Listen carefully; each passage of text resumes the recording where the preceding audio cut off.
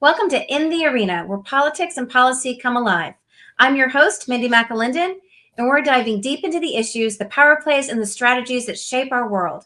Whether you're a political junkie or just curious about how things work behind the scenes, this is the place to be. So get ready to jump in the arena. Joining me today in the arena is Representative Howard Beaty. Howard has over 30 years of experience in banking and economic development. Representative Beaty has held the position of president at two Arkansas state chartered banks. Being a lifelong and consistent conservative, he is committed to protecting Arkansas family values, advocating for the unborn, upholding the Second Amendment, and defending religious liberties. Currently, Representative Beaty is serving his third term in the Arkansas House, representing Ashley and Chico counties. He was just elected House Majority Leader for the 95th General Assembly. He serves on the House Judiciary Committee, the House State Agencies and Governmental Affairs Committee, and he also serves as the House Chair for the Arkansas Forestry Caucus. So welcome, Howard. Thanks for being here today. Thanks for having me, Mindy. It's good to see you. Well, you have such a great background before you ever jumped into politics. You want to just tell us a little bit about some of that history? Started out as after college as a bank examiner with the Louisiana financial institutions, and did that job for a few years, and then made the transition over to banking, working there in North Louisiana, and then had opportunity to come to Arkansas and work with troubled banks. And I spent about 22 years dealing, I guess, with troubled banks in Arkansas and doing a turnaround on those, and served as president of two banks and helped sell those institutions. And now just kind of doing a little consulting work, the legislative work, and enjoying the role here at the Capitol. That's great. So what made you decide to leave banking and run for office? That's a big change.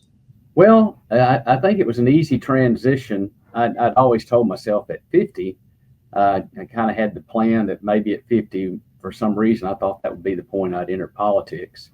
Okay. And ironically, at 50 was the perfect timing and God's plan that I would be here, and won my election to the House, and was elected at 50.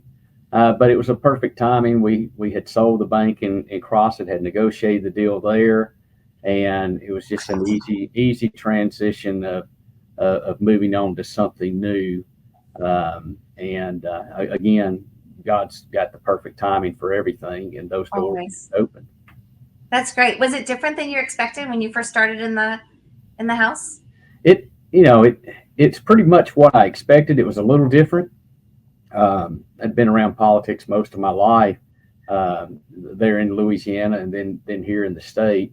I'd gotten involved in party politics a little, and the legislature a lot different. I mean, it's a little overwhelming when you first come in, that, and you realize the weight that's on you, and no one can really appreciate that weight until you push that button and you cast that first vote, and know that the decisions you make impact lives and impact folks back home and throughout the state. So it's kind of a little weighty responsibility, and until you sit under that dome and contemplate those, and how many have sat there before and how many will come after you and do the same thing, it's something that you have to be there to really appreciate.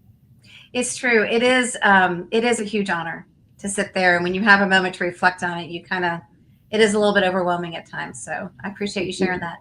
So you've been able to run quite a few pretty significant bills. I mean, this is just your third session, but you've run some big bills. And I think before I got there, you ran one that was the Producer's Bill of Rights.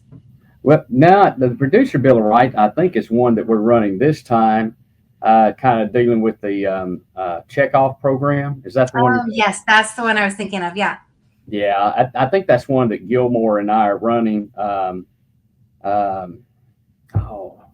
going to look and make certain exactly what we've got here. I think the bill primarily deals with the commodity checkoff programs in the state, to ensure that the producers control those funds, and with transparency and engaging the producers and proper record keeping and identifying efficiencies and accountings in the investment returns to those producers. I got you. it aims just to enhance the transparency and engagement and accountability in commodity checkoff programs. Gotcha. Okay. Well, let's talk about this. You decided to run for majority leader this past year. What made you decide to do that? Well, I sat through 2 sessions. I've always kind of viewed myself maybe as a team builder or someone that could organize and help folks work together. And I think we've got a great group of folks in the Republican caucus. A lot of folks, all of which I admire and respect anyone that's willing to be here and do the job. And I just wanted to build that teamwork and help advance our message and have us all working on the same page and toward a common goal. And decided I'd throw my name out there and see if the members supported that. And they did. And I not so much about what Howard wants, but what the caucus wants. And instead of self-promotion or promoting my interest, then what will elevate and be the best representation of the caucus. And so tell us what your major responsibilities are as majority leader. I think my major responsibility is maybe open line of communication with the members. If someone has an issue or a problem, then to help them solve that problem, facilitate the outcome that they want, while at the same time advancing the interest of the overall caucus and the image of the caucus, and kind of to be a go-between between House leadership, the governor's office, and the caucus members. And so you pretty much spend a good portion of your time kind of herding the cats together, because we have a pretty significant caucus, right? We've got 81 members, and so hard to get that train moving in the same direction sometimes. Well, that catchphrase of herding the cats, I try not to look at it like that, because I think in the end, we all end up at the same place. We're all at the same table most of the time. It's just some folks have a different path to get there. And as long as we stay on task and know what the left hand and the right hand's doing, and we're trying to get to that point of the end result, then I think that's the main thing. Instead of trying to herd everybody to the left or herd everybody to the right, is just to know what each other's doing and that we're trying to get to the same place. That makes sense. So as you said, you work closely with leadership, you work with the governor's office on legislation and setting some of those key objectives for the session, right? One of those cornerstones that came out that's already been announced by the governor was the Healthy Moms, Healthy Babies Act, which focused on improving maternal health outcomes within our state. That was a pretty significant bill that came out as a result of at least a year of study and discussions. Tell me a little bit more about that bill and kind of how that came about. Well, again, it's a bill that we talked about at the caucus. The governor's talked about, Representative Mary Bentley, Representative Aaron Pilkington. There have been, folks across the aisle, both sides, Democrats and Republicans. This has been something that's very important and vital for the state, dealing with the maternal health outcomes in the state. So the Healthy Moms, Healthy Babies Act, something that we can all get on board and participate in. And, with the governor taking the lead in that and Mary and Aaron, I think this is significant legislation that we can all be proud of.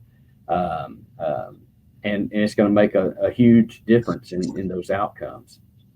Yeah, sorry, my dog is here and has decided that he now wants to be with me. So I apologize for the errant noises in the background. He heard my voice. He's thinking, he did. You're like the dog whisperer. So we rank very low on maternal health as a state, and so I applaud the work that's been done by you and Representative Bentley and Pilkington, as well as with the governor, to try and do what we can to really not just throw money at the problem, but to dig in and try to solve what are the actual issues that are driving that low ranking, and to try and do what we can to help moms be healthy through pregnancy, post-pregnancy, and then to also have healthy babies. So I think it's a pretty amazing package that y'all have put out there. I think this package is going to pay exponentially in the future in the outcomes of maternal health and the impact of those mothers and those children in the state. And like I said, I can't give more credit to the governor and to all the representatives that are involved in this process. And again, Representative Pilkington has been at the forefront on this issue, and this is work that and accolades that are well deserved. Yeah, that's great. Well, let's talk about another package that was just launched this week. The governor had a press conference and dropped a package of anti-China bills. And I know you're carrying a couple of those big ones and also spoke at the press conference. So tell me, let's start at the beginning. Why do you think China is a threat? Why now? And then let's talk about some of the bills that came along. Well, primarily, I think we all have to acknowledge that China's not just a threat; they are an enemy. And times have changed since Mao took over, and they have looked at a way to destroy our way of life and to for world domination. And we are the superpower that they look to destroy and that they're in battle with. All of our interests align in different areas that we battle over and we worry about in the in Asia, in the Pacific Asia region. So I think there's issues. I mean, the economic competition between our countries. I mentioned the military strategic rivalries that we have. I mean, let's make no mistake. China is not just a threat; they are our number one threat and an enemy. And I think it's time that we as Americans identify that and note that. That's great. So talk to me about a couple of the bills that are in that package. I think it was a package of 6 bills, maybe. You've got one on divesting pensions, right? Talk to me a little bit about that. Well, the bill that I have does a few things. It withholds funds, first of all, to institutions, higher ed that have ties with the Confucius Institute. I know we had a bill back in 2021 that kind of outlawed those or banned those, but I think this actually bans some funding going to those institutions, not just Confucius, but anything with a similar Chinese, like the Chinese cultural centers or focus and along those lines. This bill also comes in and prohibits state-supported institutions from investing in Chinese funds, which I think will be one of the larger portions of the bill that probably will have more discussion over with the different retirement agencies and pension funds that have money invested in it. And it's difficult if you have an investment in an index fund, a world index fund. There's Chinese money in there. There are companies in those funds because they're such a large player on the world stage that those funds have to have some Chinese investments. The main thing is we're going to identify those, and folks need to know that they're there. So it also defines, makes some definitions in the policy that are important, as far as what's a prohibited foreign party, a Chinese company, and a few other things. Mainly the bill intends to enforce strict regulations concerning the financial activities and affiliations that the state of Arkansas has with Chinese entities. Okay, that's great. So I do think that Governor Sanders has had a clear view on how to grow our state, how to improve the services for Arkansans. And I think that she has done a great job of leading us over these last, 2.5 years. So we are halfway through the session. Tell me a little bit how you think it's gone so far. I think it's been, I haven't been in as long as you. I find this session to be completely different than last session. But I'd love to hear what you think about it, how you think it's gone so far. And then let's talk about what you see coming up in the next 6 weeks. Well, I think it's been a pretty easy session so far. I think we have some victories that we've made. The maternal health issue, dealing with this Chinese legislation, I think it's been pretty peaceful and civil. And, it's getting to the point where we've been around each other for almost 2 months. And maybe we've kind of rubbed each other the wrong way a few times. I think things are going to heat up as they usually do in the session. We're at the point where it's time to get serious. I mean, we're about to start listening to constitutional amendments, and those that are proposed. We've got the energy policy bills to look at. We have some very important economic development bills that are still to come. We got the pay plan for the governor. We got the Medicaid. I mean, there are a lot of things. There's a lot of work left to be done, so I think we're all about to get busy. I think we're going to start going into that Friday meeting, and these committees. Some of these committees that have had a little break are about to get some of this judiciary and state agency meeting times where they'll be in committee and for longer than just a few minutes. Yeah, and there have been about 40 constitutional amendments that have been filed. I think 44. 44. So that's quite a bit of discussion that's going to happen just over those. Yeah. And as a House, we will refer out. Are we 2 this year? I don't know if it's 2 or 3. It may just be 2. Okay. So, I mean, that's going to be hard to narrow it down. There's some good ones in there. We had Representative David Ray on last week, and he was talking about one of which, of course, was the only citizens vote, which seems so intuitive, but yet will be controversial, just like everything else is that comes through our. Yeah. already have emails and messages flying in on the only citizens vote. Isn't that amazing? And it's, it always amazes me the things that you get emails on. And at the time, it's after the votes happened in the chamber, and folks catch it when it's on the other end. It's on the Senate end, or the Senate gets it out and it moves to the House, and then folks get fired up and put the pressure on to address and deal with some of those problems. Yeah, absolutely. And so we have had probably about 600 bills filed so far. I think so. I meant to get a count because I figured you were going to ask that, but I didn't get any statistics. All I know is there are a lot of them. Every day that you look and see the recently filed, it looks like a good list every day. It is a big list. And well, you know how I like to ask questions, so I can't help myself. And so how many do you think we'll end up with? You think we'll end up close to 2,000 at the end? Listening to members talk, I mean, I would be surprised if we don't make that number. I mean, I really feel like we'll have more bills than were filed last session. Yeah. I think a lot of members still have some things that are out there. I think the Bureau in drafting, I think they were overwhelmed at one point because folks held back, and then all of a sudden there was just a bombardment with bills that they were drafting and getting out. And I haven't checked with BLR to see, if there's still a backlog or how many are out there.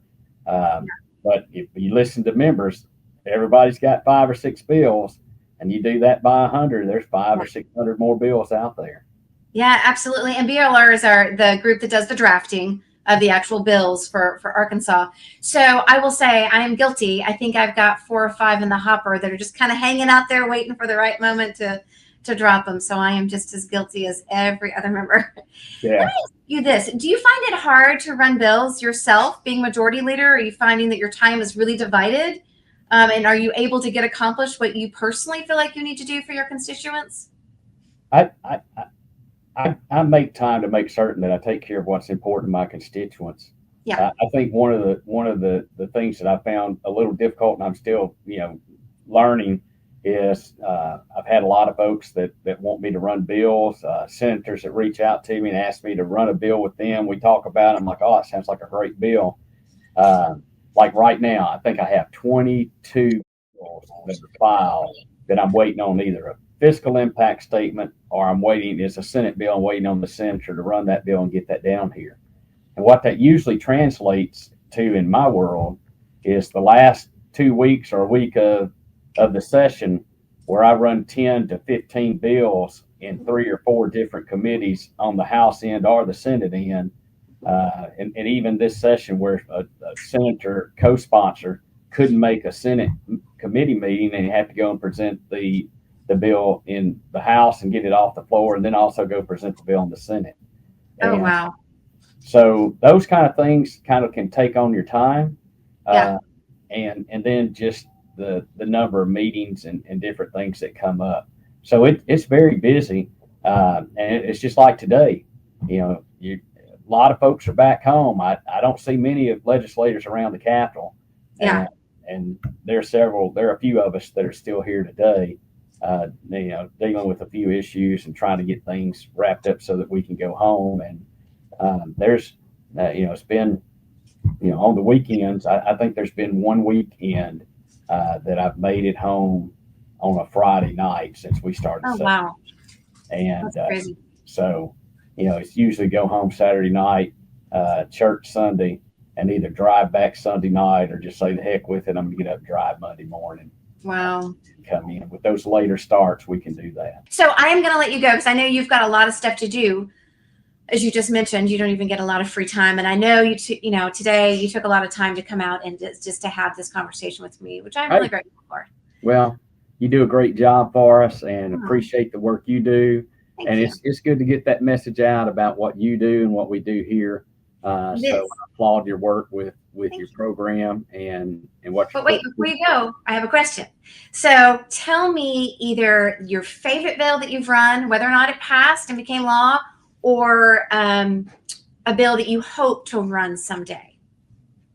In the past, probably the bill that I guess I'm the proudest of, or the one that I think's made an impact, would be the repeal of the throwback tax, and also our conformity with the federal depreciation. I think those were two bills that were heavy lifts. Now, those weren't bills that were Howard Beaty original thoughts, or things that Howard Beaty came up with ideas. They kind of went in with the top Jobs and Tax Act of Trump's administration in 2017. But those were things that would help Arkansas businesses and businessmen and attract business and industry to the state. And those were heavy lifts that we got buy-in from the executive branch. And those were two areas that I wanted to accomplish while I was here. And through my second term, we got those done with help of the executive side and support of legislators in both chambers. And those things will have lasting impacts on Arkansas business and women, and allow the employment of Arkansans, and mean a lot on the business and industry side. So that's what I want to focus on, are these things that'll be generational changing, that make us a more competitive state, that opens up job opportunities and highlights some of the economic advantages, provides for economic advantages over some of our competitor states, because we have a lot to offer in Arkansas. We do have a lot to offer. To see how to polish that stone and get it out there where folks can see it shine.